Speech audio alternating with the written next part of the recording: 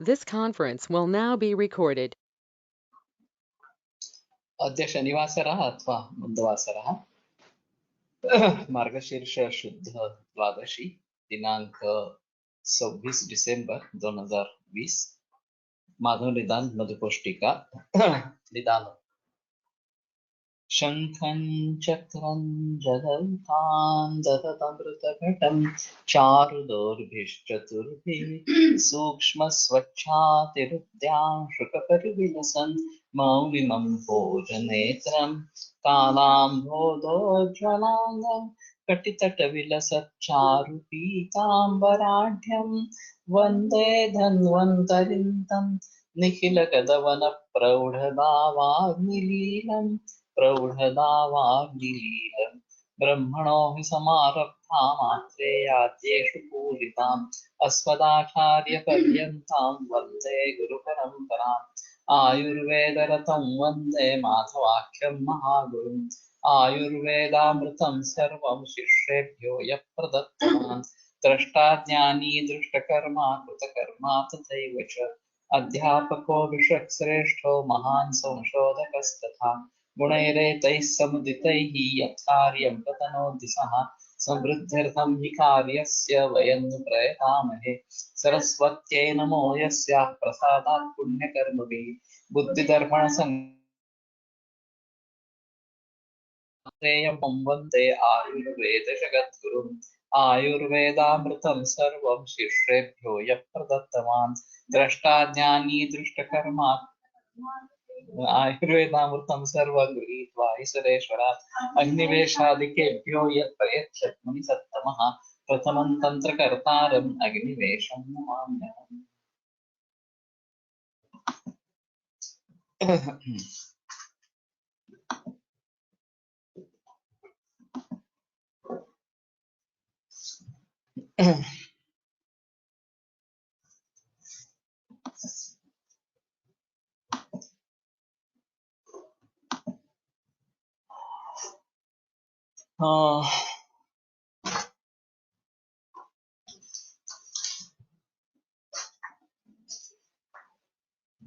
प्राधानिक यथा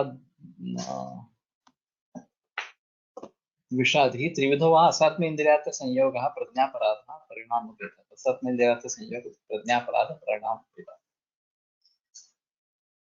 तर्हि इदं वर्गीकरणम् अत्यन्तं मूलगामी इति एवञ्च ये केचन हेतवः ते अस्मिन्नेव समाविष्टाः सम्भवन्ति इति।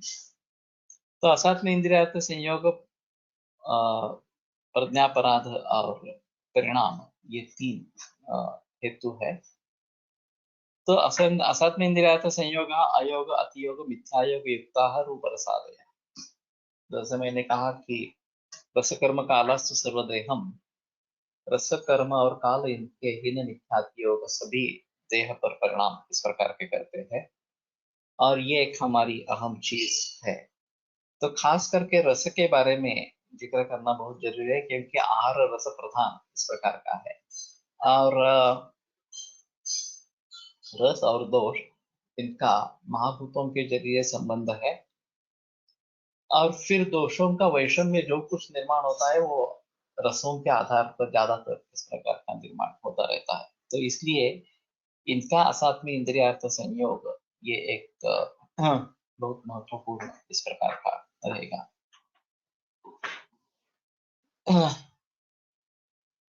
प्रज्ञापराधो मिथ्या ज्ञानादि मिथ्या विज्ञानम विषमंच प्रवर्तनम बुद्ध्या विषम विज्ञानम विषमंच प्रवर्तनम प्रज्ञापराधम जानीयान मनसो गोचरम। इस सूत्र के अनुसार हित को अहित समझना, अहित को हित समझना, नित्य को अनित्य समझना, अनित्य को नित्य समझना, ये सभी प्रज्ञापराध कहे जाते हैं। ये भी विभ्रंश इस प्रकार का बताया जाता है। तो वास्तव में किसी ने दही का विधि विरहित सेवन किया है तो दही उसके रोग का कारण बनता है, लेकिन उस विधि विरहित दही सेवन के पीछे भी प्रज्ञापराध होता है। तो ये एक अहम चीज रहेगी कि प्रज्ञापराध ये एक अहम कारण इस प्रकार से बनता रहेगा।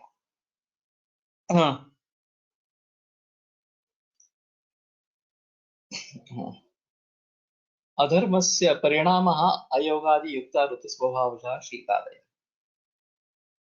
तो प्रज्ञा पर जो परिणाम जो है अयोग वगैरह युक्त ऋतु स्वभाव शीतादि, शीत ऋतु में शैत्य का नहीं होना ये अयोग है, ज्यादा शैत्य में अति योग है, और कुछ उसमें वर्षा हो जाना या तीव्र होना ये मिथ्या योग इस प्रकार का है। तो अधर्म से च रोग हेतु हो अत्रैव अंतर्भाव इति भट्टार हरिचंद्रः तस्यापि कालांतर परिणतस्य दुःखकर्तृत्वात्। तो अधर्म का इसी में अंतर्भाव होना चाहिए, परिणाम में अंतर्भाव होना चाहिए, ऐसा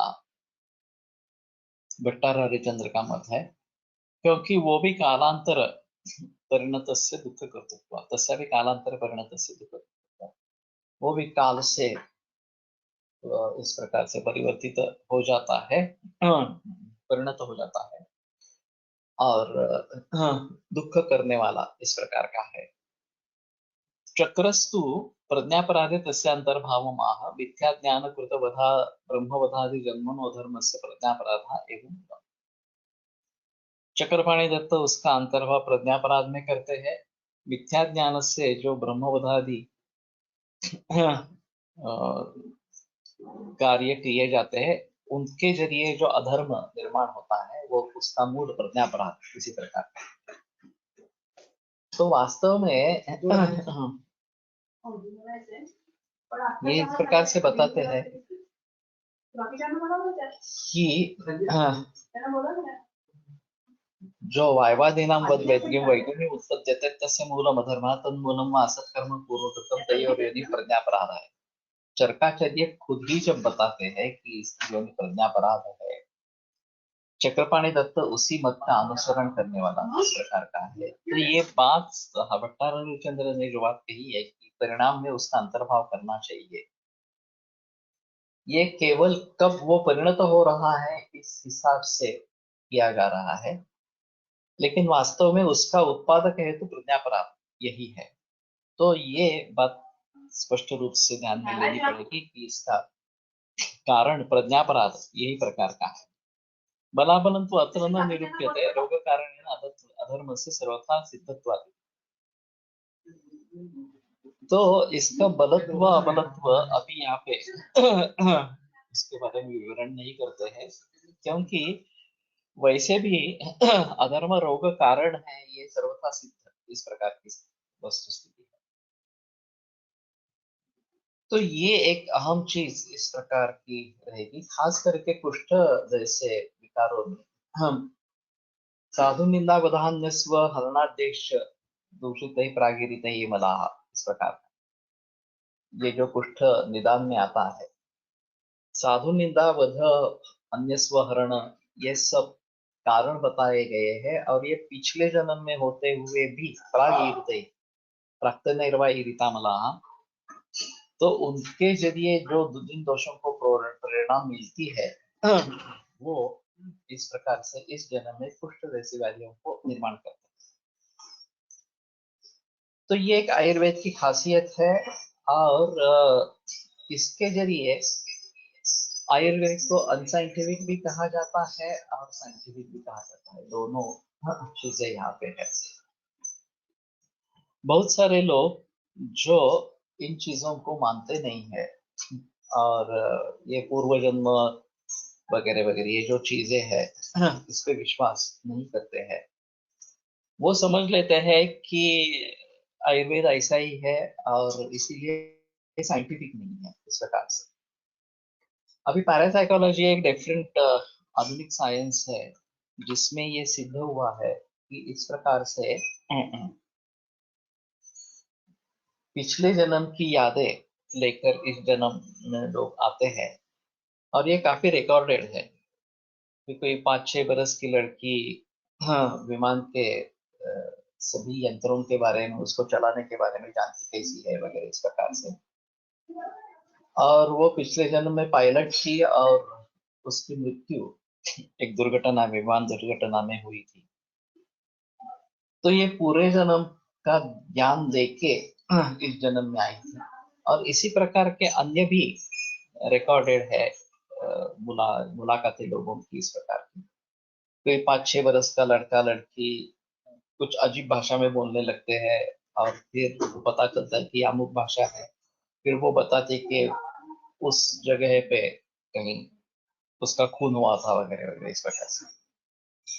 तो कहने का मतलब ये है कि इनसे अगर ये सिद्ध होता है तो इसके बारे में संदेह करने की कोई जगह नहीं है। फिर भी तथाकथित बुद्धिवादी जो लोग हैं वो इसके लिए कोसते रहते हैं, और ये सब अंधश्रद्धा है इसी प्रकार से बताते रहते हैं। वास्तव में श्रद्धा क्या है और अंधश्रद्धा क्या है, इसकी सीमा रेखा बहुत ही फेंट इस प्रकार की है। उनमें अंतर करना काफी मुश्किल इस प्रकार का है। और अगर हमारी विज्ञान पर भी अंधश्रद्धा है तो उसको भी कोसना है। लेकिन ये नहीं होती चीज। आधुनिक विज्ञान जो भी हो, चाहे मेडिकल साइंस भी हो, उस पे भी हमारी अगर अंधश्रद्धा है कि यही सब ठीक करने वाला है। पर एक मरीज आया था और बड़ा अजीब चक्कर था उसका। उम्र कुछ 65 साल की थी और वजन ज्यादा था, घुटनों में दर्द हो रहा। तो एक डॉक्टर ने बताया कि नी रिप्लेसमेंट करनी चाहिए। दूसरे ने बताया कि आप अगर वेट कम करेंगे तो ये समस्या थोड़ी सुलझ जाएगी। तो वेट कम करने के लिए क्या करना है, तो उसने कहा एक इंजेक्शन है, 5,000 रुपए प्रतिदिन इस प्रकार को इंजेक्शन लेना है, और इससे तुम्हारी भूख कम होती जाएगी, खाना कम हो जाएगा, फिर वजन कम हो जाएगा। उसने मान दिया और 6 महीने ये 5,000 रुपए वाला इंजेक्शन हर रोज लिया। अब इतनी बड़ी मूर्खता कोई नहीं कर सकता कि वजन कम करने के बहुत सारे लोग प्रयास करते रहते हैं, और बहुत सारे तरीके हैं। डाइटिंग ये मेन तरीका है, इसका व्यायाम ये है।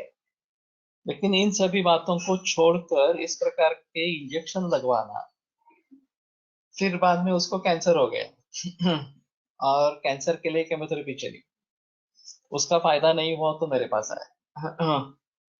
और उसका कहना था कि ये केमोथेरेपी के साइड इफेक्ट्स बहुत सारे हो रहे हैं, तो उसको आप कम करो ताकि मैं केमोथेरेपी अच्छी तरीके से करता रहूं। तो मैंने कहा कि आपको विश्वास है क्या केमोथेरेपी आपको ठीक करने वाली है इस प्रकार से? तो बोले डॉक्टर तो बोल रहे हैं इस प्रकार से लेकिन आपका अनुभव क्या बता रहा है इस प्रकार से?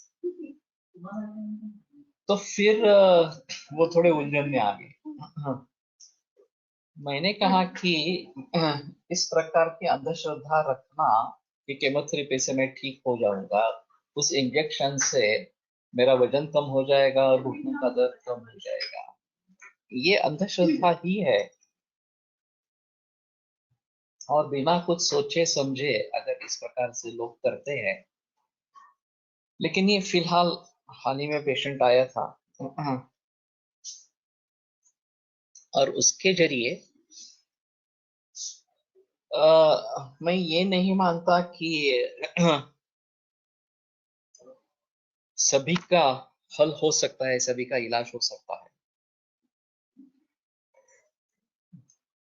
साध्यासाध्यत्व की स्थिति भी रहती है, और इस स्थिति में किसी भी प्रकार की बीमारी हो, कितनी भी एडवांस हो, फिर भी सभी ठीक हो जाएंगे ऐसा मानना मूर्खता इस प्रकार की। तो ये पूर्वजन्म, इसके बारे में जो बहस आती है और लोग कोसते रहते हैं कि नहीं नहीं ऐसी कुछ चीज होती ही नहीं है वगैरह वगैरह, इसके बारे में चरकाचार्य ने काफी बहस 11वें अध्याय में की है, 11वें अध्याय में की।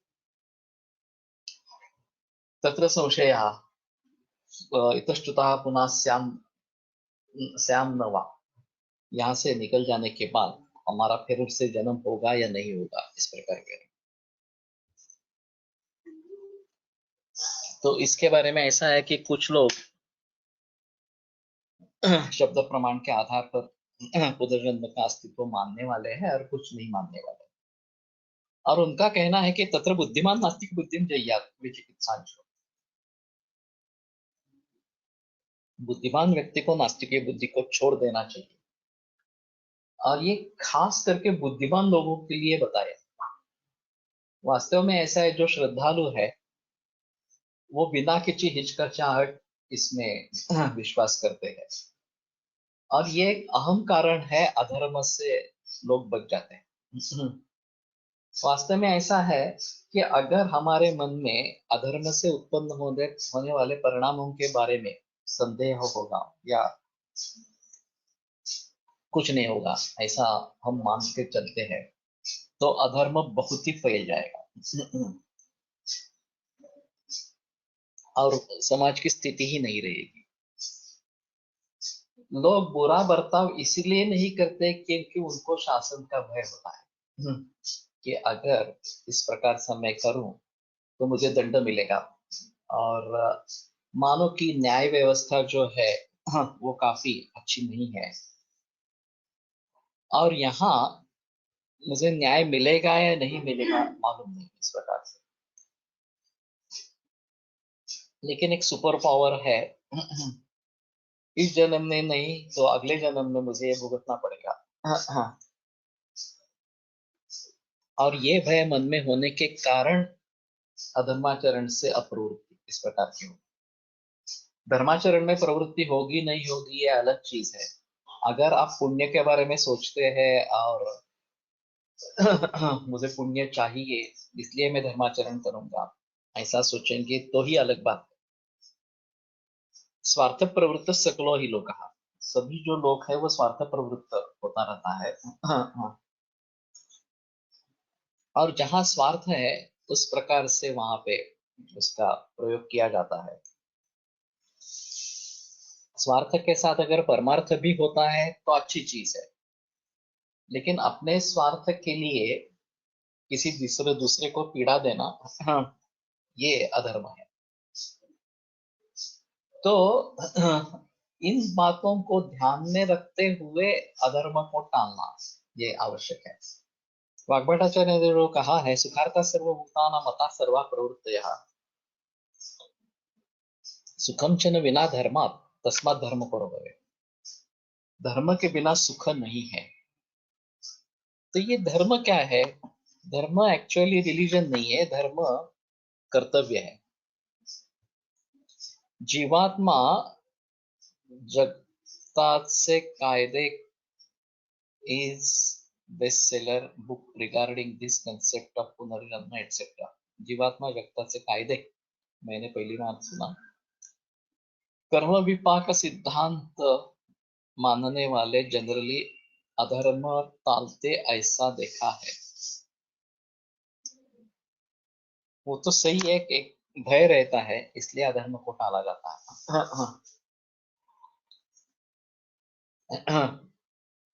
महाभारत को पढ़ेंगे तो ये काफी अजीब चीज है कि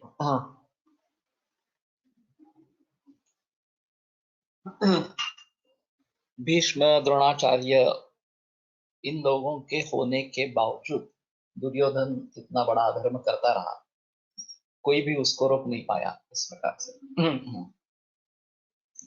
और जब इन लोगों को शासन देने का समय आ गया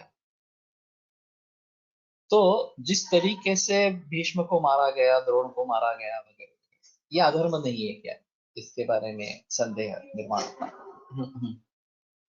अब ये तो खुद कृष्ण ने किया है। तो इसमें एक बात बताई गई थी, आपद धर्म। धर्म एक अलग चीज है और आपद धर्म एक अलग चीज है।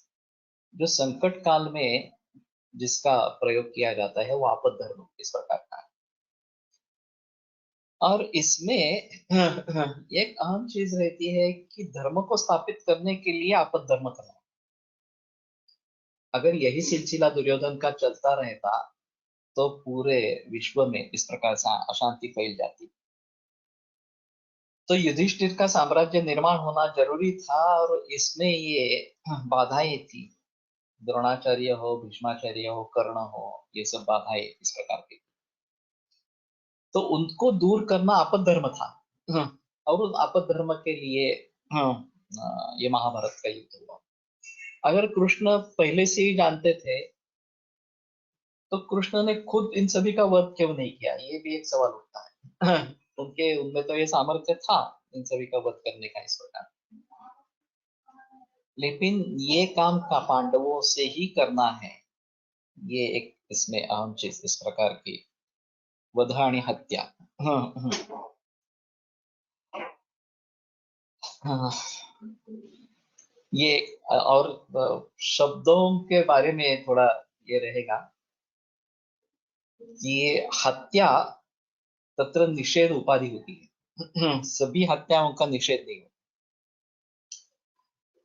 जब शत्रु से लड़ रहे हैं तो उसमें जो हत्या होती है उसका निषेध नहीं है, लेकिन अगर हम दूसरे किसी उद्देश्य से किसी की हत्या करेंगे तो वो वध कहलाएगा और वो निषिद्ध है इसके बारे में। तो ये काफी मुश्किल है। ये जो समाज की रचना बनाई थी, ब्राह्मण क्षत्रिय वैश्य और शूद्र इस प्रकार की, इसमें क्षत्रियों का एक कर्तव्य था कि रक्षा करे इस प्रकार से। और अगर आपत आए तो युद्ध करे इस प्रकार से। तो उसके लिए उनकी वृत्ति मानस वृत्ति राजस होनी चाहिए, सात्विक होने से बात नहीं चलती। मोरारजी देसाई जब पंतप्रधान थे तो उन्होंने मिलिट्री का दारू और मांस दोनों बंद कर दिए। तो वहां काफी हलचल मची, तो तीनों लश्कर प्रमुख उनसे जाकर मिले और साथ में एक पिस्तौल लेके गए थे। अंदर कैसे जाने दिया मालूम नहीं, लेकिन सत्य घटना है। तो फिर उन्होंने वो पिस्तौल उनके हाथ में सौंप दिया और कहा हमें मारो। तो मोरारजी चौंक गए, ऐसा क्यों बता रहे हो, पूछ रहे हो? नहीं नहीं मारो, आपके पास में एक पिस्तौल है, बड़ा पिस्तौल है, तो आपके सामने खड़े हैं, हमें गोलियां चलाओ, हम पर गोलियां चलाओ।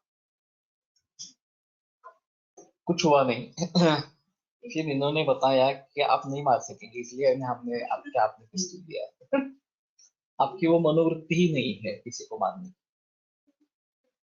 लेकिन हमारे सामने शत्रु होता है तो हमारी मनोवृत्ति मारने की ही होनी चाहिए, इसलिए ये रजोगुण बढ़ना चाहिए और इसलिए मद्य और मांस चाहिए।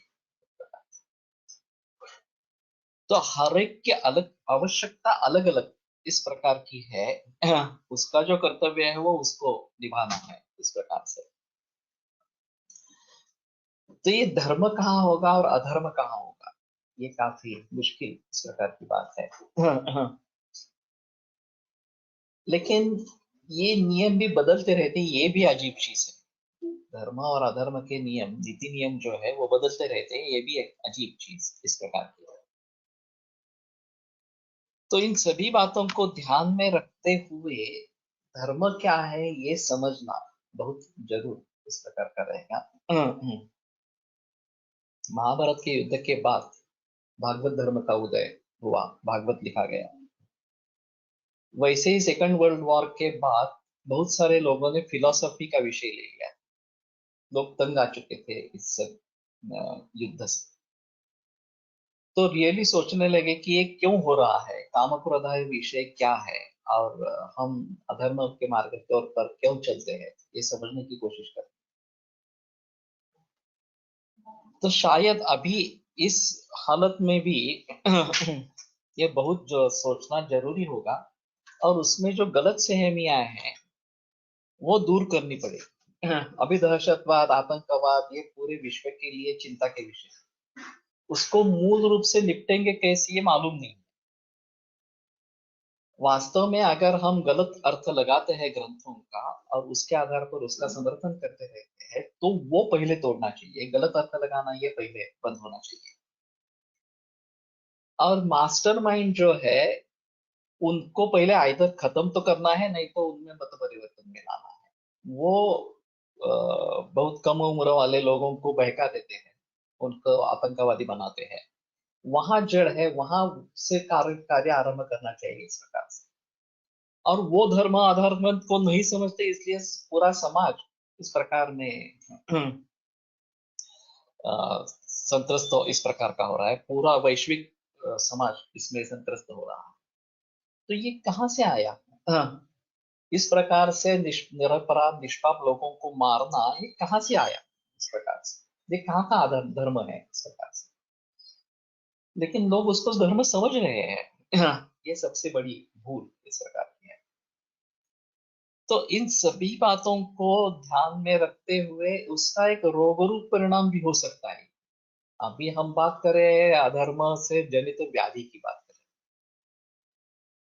और कई जगह ऐसा होता है कि एक केवल पूर्व कर्मों का ही फल है और दूसरा कोई नहीं है। पूर्व कर्म किस प्रकार का हो कुछ मालूम नहीं इसका। एक बूढ़ी औरत थी, करीबन 67-68 उम्र थी, और संधिवात की पीड़ा थी।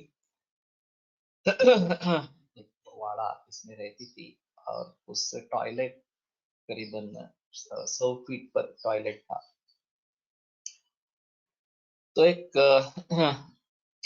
टेबल के आधार से वो रूम से निकलकर टॉयलेट तक जाना और वापस आना आधा आधा घंटा लगता था उसको, और उतनी ही सिर्फ बाहर निकलती थी। उसको 25वें बरस में मेनोपॉज हो गई, जबकि कोई बच्चे भी पैदा नहीं हुए थे। फिर अपस्मार शुरुआत हुई, और अपस्मार के लिए गार्डिनल का डोज एचवी सर्दे से डॉक्टर ने 25 गोली रोज इतना दे दी, इतना तक बढ़ाया। फिर भी वो रुका नहीं, फिट्स आते ही रहे। इसके जरिए एक्सीडेंट्स भी काफी हुए इन फिट्स के वजह। और फिर पति की भी मृत्यु हो गई, या भी विधवा, और पूरी डिपेंडेंट आसपास पड़ोसी लोगों को, क्योंकि खुद बाहर नहीं जा सकती, कुछ भी ला नहीं सकती, कुछ भी नहीं कर सकती इस प्रकार से। तो मेरे एक मरीज ने मुझे सुझाव दिया कि आप कुछ कर सकते हो उसके लिए तो करो। मैंने जाकर देखा, और मेरा इंप्रेशन यही रहा कि ये पूर्व जन्म के ही फल है, इसमें पूर्व कर्म का ही रोल है। तो फिर भी मैंने एक छात्र को बताया कि तुम जाकर मसाज करो, थोड़ा स्वेदन करो, दवाइयां शुरू की, कुछ भी फायदा नहीं हुआ। ऐसे ही 2 महीने चले गए। फिर किसी एक दूसरे व्यक्ति ने किसी दूसरे डॉक्टर को बुलाया, वो संयोग से ताराचंद हॉस्पिटल से। उन्होंने ऑर्थोपेडिक सर्जन को बुलाया। ऑर्थोपेडिक सर्जन ने कहा कि इसका ऑपरेशन करना पड़ेगा स्पाइन पर। उठा के उसको ताराचंद में लेके गए, एडमिट किया, ऑपरेशन हुआ। ऑपरेशन होने के बाद वो बेड रिडन हो गई।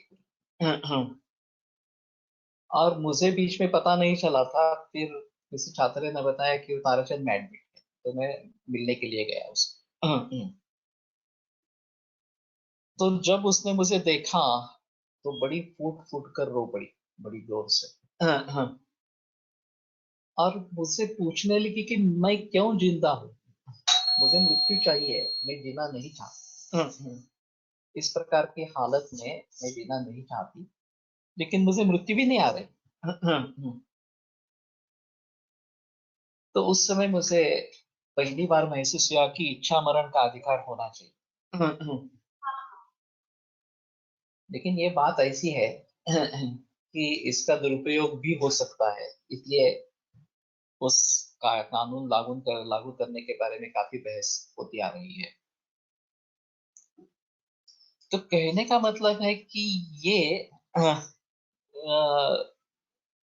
जब कोई दूसरा कारण नहीं है और एक कर्म विपाक ही कारण है, और उसको भुगतने से ही मुक्ति मिले, दूसरा कोई चारा इसमें नहीं है। एक दूसरी केस मैंने जर्मनी में देखी थी। 4 बरस का बच्चा था, जन्म से कैंसर था, ब्लैडर कैंसर था, और बाद में वो नर्वस सिस्टम में फैल गया था। और बेडिडन था, और 1-2 दिन में चल बसने वाला था। तो फिर भी मुझे बड़ा आग्रह किया गया कि आप एक जाकर देखो तो सही इस प्रकार से। मैंने कहा इस प्रकार की अवस्था में देखकर मैं करूँ भी क्या इस प्रकार से। तो बोले नहीं, आप कम से कम देखो तो सही।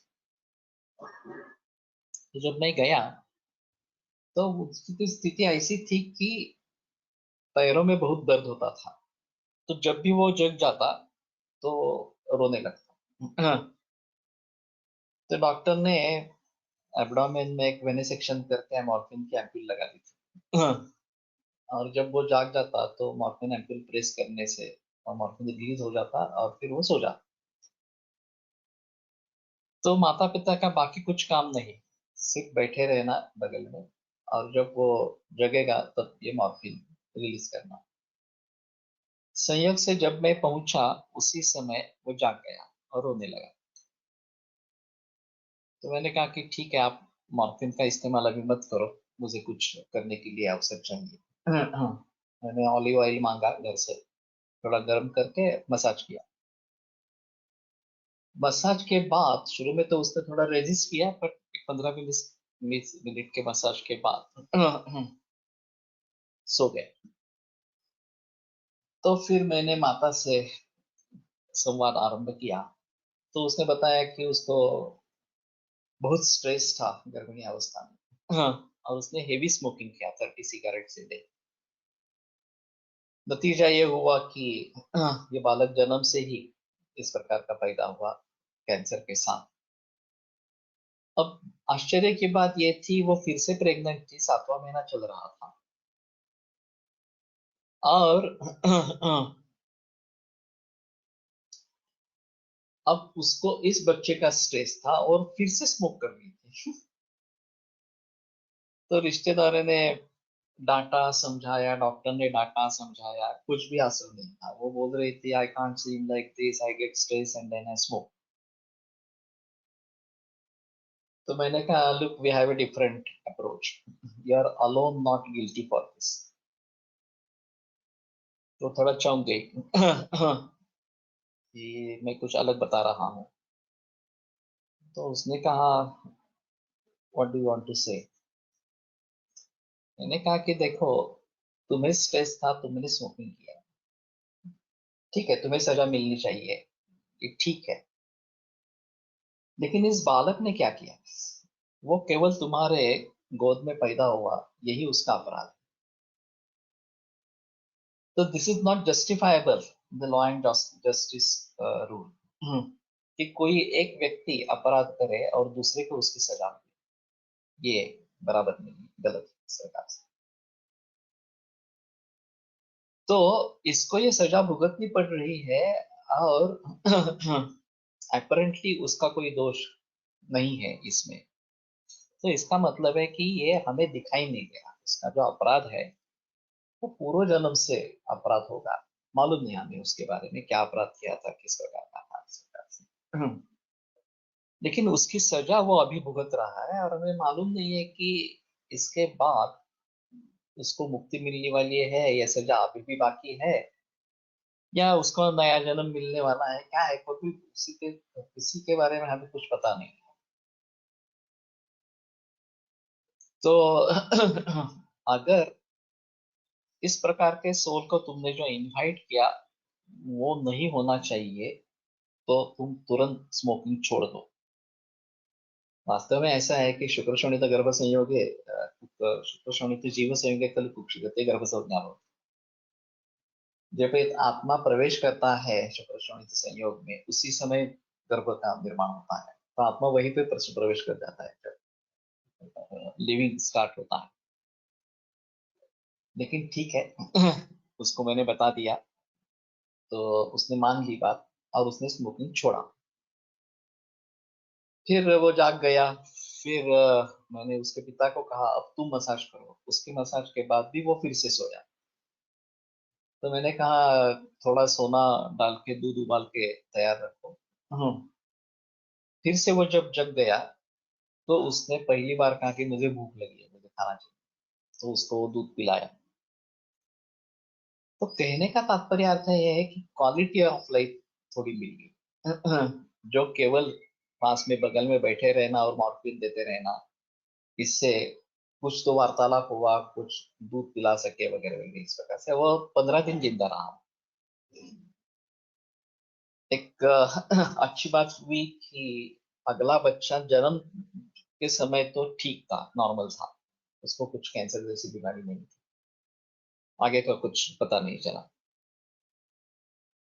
लेकिन ये ठोस उदाहरण है, अगर हमें कार्य कारण भाव मानना है तो हर चीज का कारण होना है, ये हमें मानना है। अभी ये बड़ी अजीब चीज है, हाफकिन इंस्टीट्यूट ने, जो बड़ी जानी मानी इंस्टीट्यूट है, एलोपैथिक इंस्टीट्यूट है, misfortune is the cause of cancer in 67% people, ये उनका कहना है। ये क्या मूर्खता है। 67% पीपल में मिसफॉर्चून ये कारण हो सकता है, और इतने बड़े पैमाने पर कैंसर फैल रहा है, तो कुछ कॉमन कॉज होना चाहिए, और कॉमन कॉज आ रही है आजकल। ये हाइब्रिडाइजेशन, केमिकल पेस्टिसाइड्स, फर्टिलाइजर्स, ये सभी लोगों के लिए कारण है। उसको छोड़कर मिसफॉर्चून ये कारण, और मिसफॉर्चून के लिए करेंगे क्या, कुछ भी नहीं करेंगे। इस कारण को अगर हम मान लेते हैं मिसफॉर्चून कारण, तो कुछ नहीं कर पाएंगे उसके बारे में। वो क्या सोचने वाले हैं क्या अधर्म मिसफॉर्चून का कारण है, इस प्रकार का। हमारे यहाँ तयोरुदार्योर युक्तिर् दीर्घस्य स सुखस्य च नियतस्य आयुषो हेतु विपरीतस्य चेतरा। श्वेता अग्निवेश को अत्रेय कहते हैं, युक्तिर् दुष्टा महर्षि भी, एक युक्ति जो महर्षि ने कही बताई है इस प्रकार। दैवे पुरुष कार्य स्थित से बलात्म, दैव और पौरुषकार और इनके ऊपर यह बलाबल और निर्भर है। तयोर उदार और युक्ति दीर्घ से ससुकृष्ट, ये दोनों अच्छे हैं तो दीर्घ और सुखायु इस प्रकार का रहेगा। विपरीत से चेतरा, ये दोनों अच्छे नहीं है, दैव भी अच्छा नहीं है और पौरुष भी अच्छा नहीं है, तो इतर दुख दुखायु का कारण वो बन जाएगा इस प्रकार। तो जिन चीजों के बारे में एलोपैथी कार्य कारण भाव नहीं बता सकती है, वहां का कार्य कारण भाव नहीं है ऐसा मान लेंगे, तो ये साइंस ही नहीं रहेगा। Science is based on cause effect relationship, और कॉज इफेक्ट रिलेशनशिप को ही ठुकरा देंगे, इडियोपैथिक बता देगा कि इसका कारण कुछ नहीं है। यह क्या मूर्खता है। और फिर भी वो साइंटिफिक है एलोपैथी। इतने सारे डिसीजेस को इडियोपैथिक बताता है, इतने सारे डिसीजेस में कहते हैं कि कॉज इज अननोन इस प्रकार से, और फिर भी वो साइंटिफिक है। तो उसको अधिकार ही नहीं है इस प्रकार से दखल अंदाजी देने का, चिकित्सा करने का। सिम्टोमेटिक रिलीफ को ट्रीटमेंट बना दिया, ये सबसे बड़ी मूर्खता है। ट्रीटमेंट एक प्रिंसिपल है, हमें किस प्रकार से काम करना है ये सोचना है। डिस्ट्रक्शन ऑफ सेल ये प्रिंसिपल हुआ, वो अगर काम नहीं कर रहा है तो डिस्ट्रक्शन ऑफ सेल प्रिंसिपल को छोड़ना चाहिए, वो तो बात नहीं हो रही इस प्रकार से।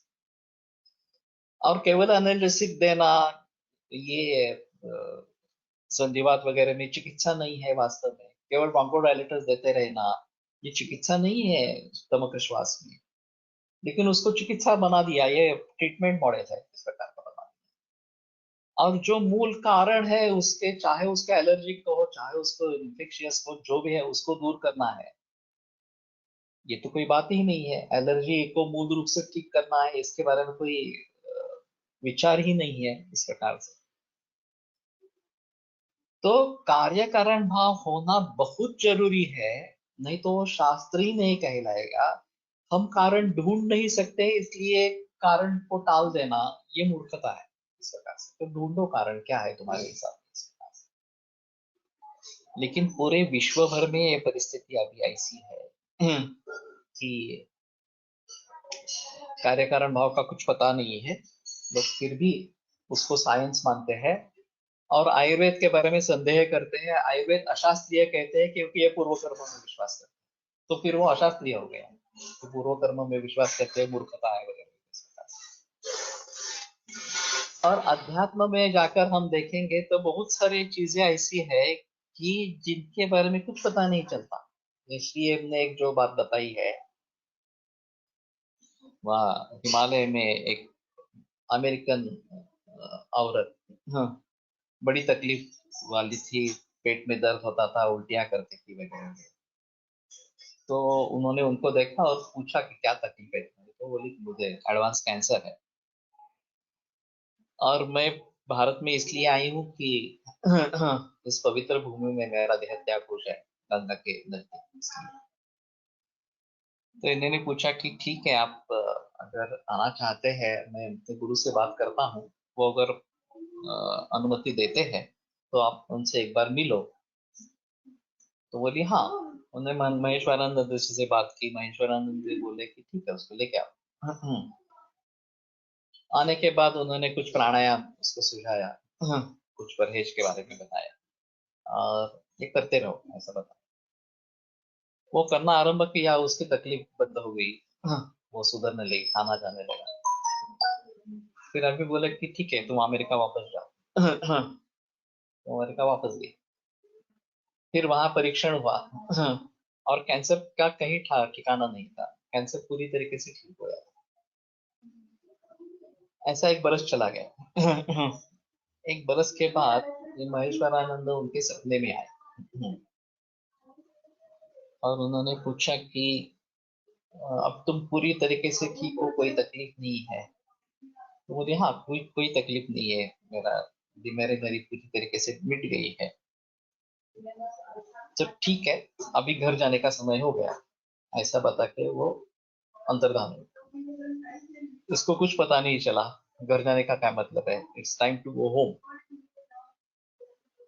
तो उसने एक खत लिखा श्री एम को कि महेश्वरानंद जी इस प्रकार से मेरे यहाँ आए थे और उन्होंने ऐसा ऐसा बताया।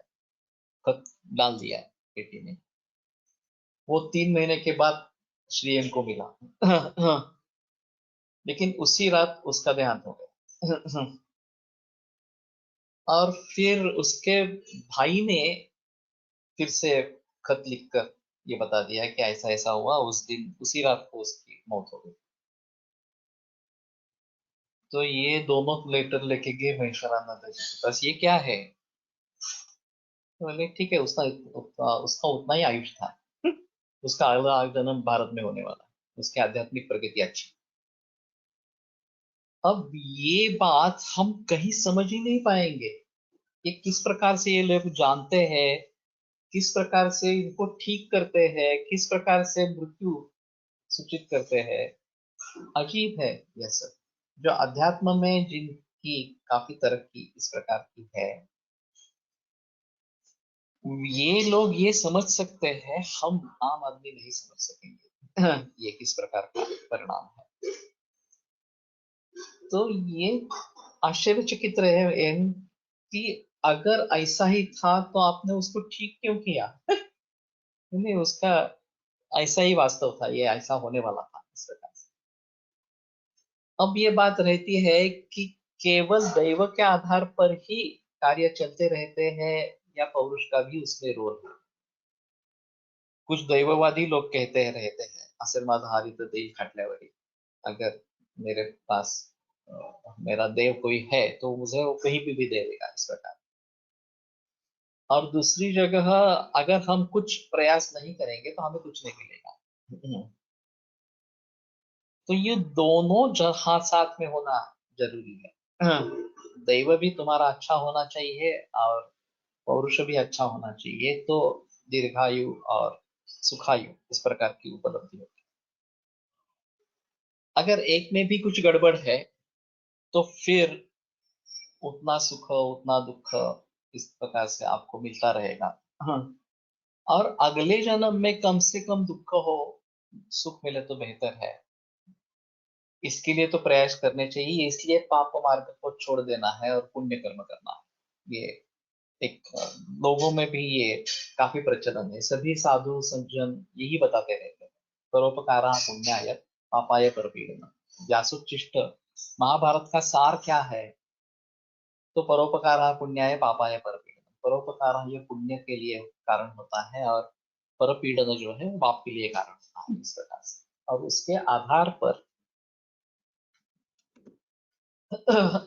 हमें सुख दुख इस प्रकार के मिलते रहते हैं। तो इस स्थिति में अगर हम इसमें विश्वास करते हैं, आम जनता इसमें विश्वास करती है, और इसीलिए समाज में परिवर्तन लाने का काम साधु संत कर सकते हैं। अभी साधु संतों के बारे में भी संदेह होता है, रियली साधु संत है नहीं है, क्योंकि फंसाने वाले भी लोग बहुत हैं इस प्रकार से। लेकिन जो सच्चे साधु इस प्रकार के रहेंगे, हाँ,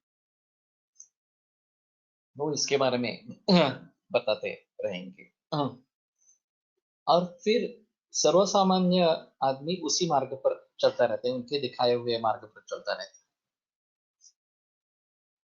उसके आगे निष्काम कर्म है कि मुझे मुक्ति ही चाहिए। जो भी कर्म मेरे पिछले जन्म में हुए हो या इस जन्म में हुए हो, उनको इसी जन्म में मुझे भुगतना है और फिर आगे जन्म ही नहीं होना है। इस मार्ग पर चलने वाले इसके आगे इस प्रकार के रहेंगे। गीता का जो तत्व ज्ञान है वो आसक्ति मत रखो, ऐसा है। आसक्ति रखेंगे तो उसका फल जरूर मिलेगा, इस प्रकार तो सकाम कर्म हो जाएगा। और निरासक्त रहोगे तो उसका फल नहीं भुगतना पड़ेगा, इस प्रकार।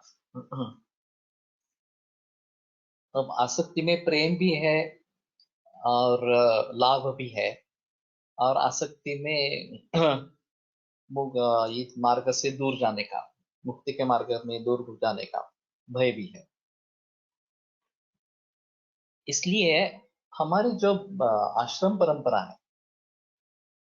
ब्रह्मचर्याश्रम, इसमें बेस तैयार करो अध्ययन से, फिर अर्थार्जन आरंभ करो, गृहस्थाश्रम में प्रवेश करो, और सभी उपभोग जो एक परिवार के जरिए होते हैं, समाज के जरिए होते हैं, वो ले लो, और फिर वानप्रस्थाश्रम की तरफ धीरे धीरे इनसे अलग होना सीखो। और संन्यास आश्रम में तो पूरी तरीके से अलग हो जाओ। वानप्रस्थाश्रम स्वीकारने वाले भी लोग बहुत ही कम होते हैं। जब ये इतनी आसक्ति बढ़ जाती है कि उससे अलग होना, विरक्त होना एक काफी मुश्किल, तो लोग गृहस्थाश्रम में ही अटक जाते हैं, आगे तरक्की होती ही नहीं है इस प्रकार से।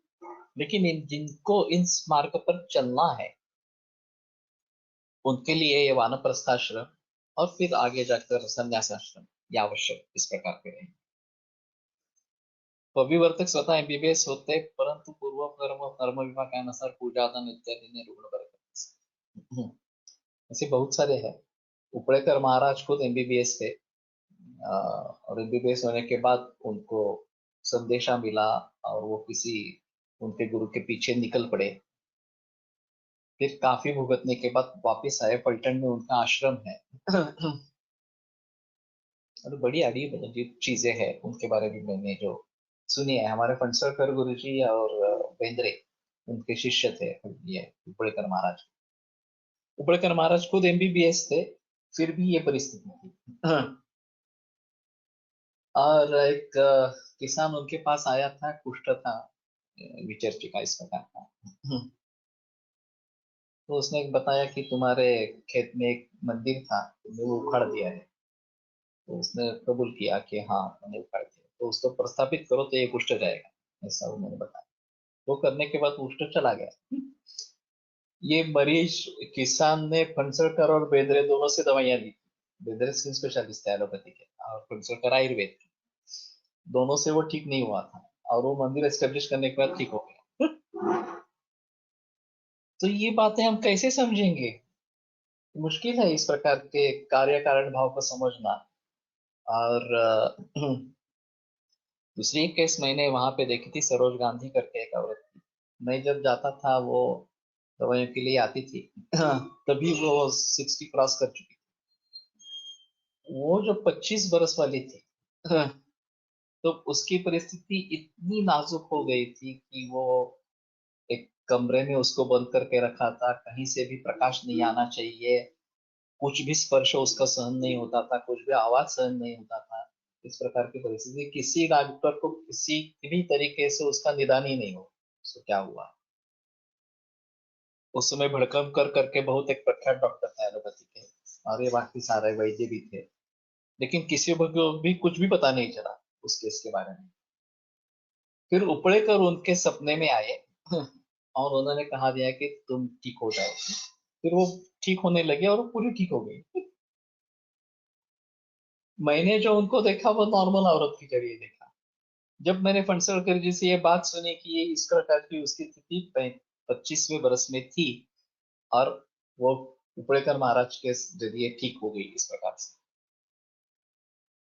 तो कार्य कारण भाव क्या है? ये एक अजीब चीज है। हमें जितना कार्य कारण भाव समझता है उतना ही कार्य कारण भाव है, ऐसा मानना मूर्खता है। हमारा ज्ञान कितना है, हमारा अज्ञान कितना है? तो हमारे अज्ञान के बारे में तो हमें ज्ञान होना चाहिए कि मुझे कुछ समझता नहीं, ये तो पहले समझना चाहिए। मैं सर्वज्ञ हूँ। नीति शतक में इसका एक भर्तृहरि का श्लोक है, यदा सर्व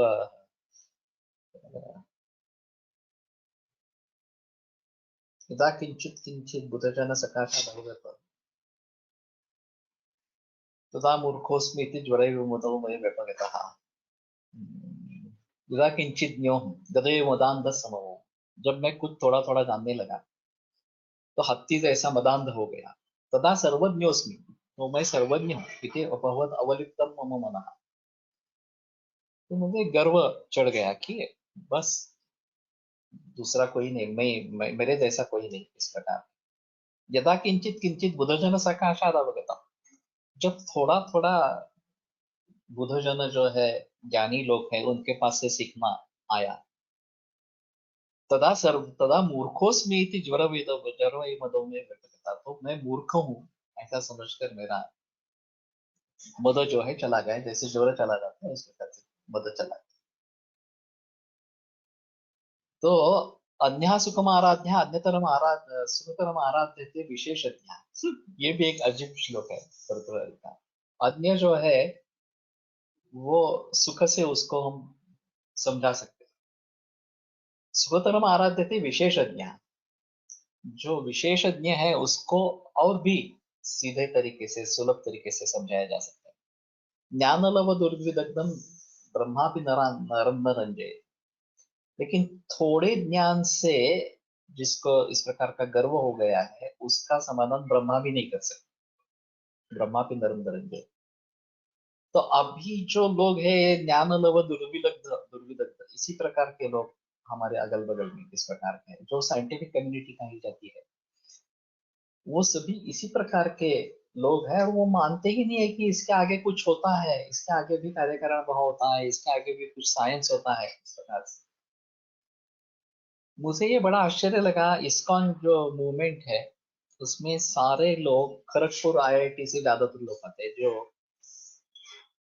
बीई एमई वगैरह इस प्रकार के हुए हैं, काफी पढ़े लिखे इस प्रकार के लोग हैं। और उनकी एक किताब है साइंस एंड स्पिरिचुअलिटी। और साइंस और स्पिरिचुअलिटी भिन्न नहीं है, ये उनका कहना है। ये एक ही कॉइन के दो हिस्से इस प्रकार के हैं। तो हम साइंटिफिक बनेंगे तो स्पिरिचुअलिटी से दूर जाएंगे, स्पिरिचुअल बनेंगे तो साइंस से दूर जाएंगे, ऐसा नहीं है वास्तव। साइंस इज साइंस से, फिलोसॉफी भी एक साइंस ही है। इस प्रकार से हम कहाँ तक उसको समझ पाएंगे ये अलग चीज इस प्रकार की है। तो हमारे समझने की मर्यादा है। तो ये योग सूत्र जब हम पढ़ रहे थे, बहु प्रत्यय विधेय प्रकृति लया नाम वगैरह इस प्रकार से, और एक मार्ग जो है वो योग का मार्ग इस प्रकार का है, ईश्वर प्रणिधान अथवा उसका एक विकल्प है ईश्वर प्रणिधान इस प्रकार। तत्र निरतिशय निरतिशयन सार्वज्ञ बीजम वगैरह।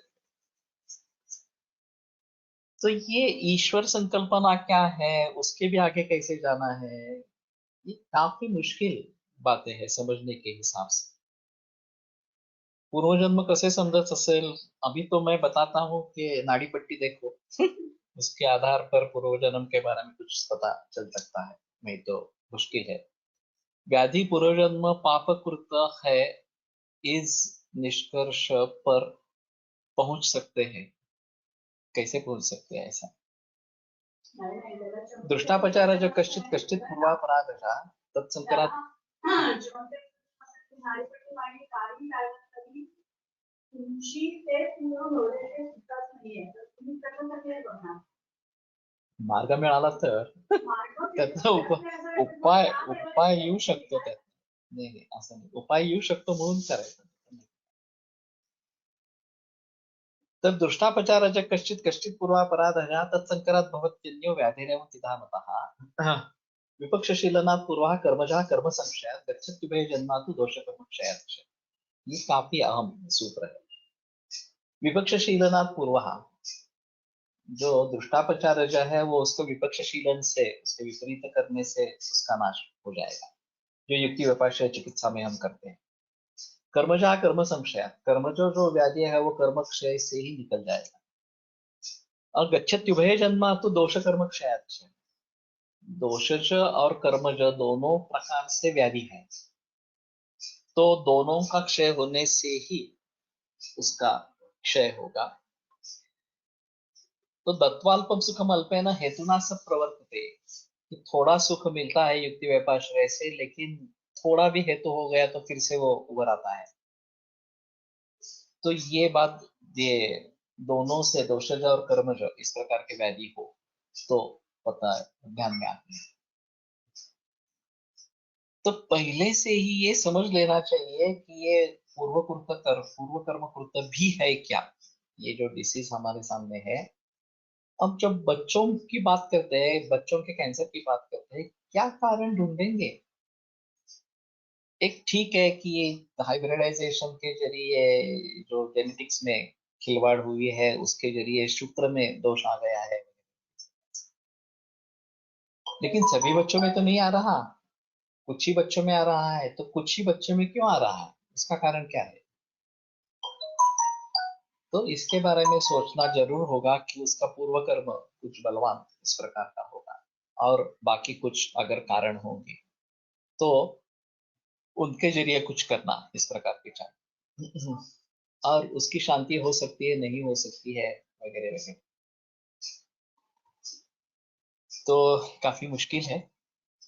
ठीक है, अधर्म हेतु है, इसके बारे में कोई संदेह नहीं है. सिर्फ उसको किस तरीके से हम ले लेंगे, ये एक अहम चीज इस प्रकार की रहेगी. ठीक है, सोमवार से फिर चरक को आगे लेंगे. आयुर्वेद प्रकांडो निगदित इह हि शल्यतंत्र प्रधानः शिष्येभ्यः शाश्वतोऽयं निखिल जन कृपा व्याप्त चित्तेन येन आयुर्वेदस्य वाञ्छन् पुनरपि भुवने ताञ्च सुष्ठु प्रतिष्ठाम् श्रेष्ठं धन्वन्तरिं तं प्रणमति च सदा वैद्यवर्गो हि नूनम् वैद्यवर्गो हि नूनम्. विरम्यते व्याख्यानव्यापारात्. सोमवासरे पुनरपि मिलिष्यामः.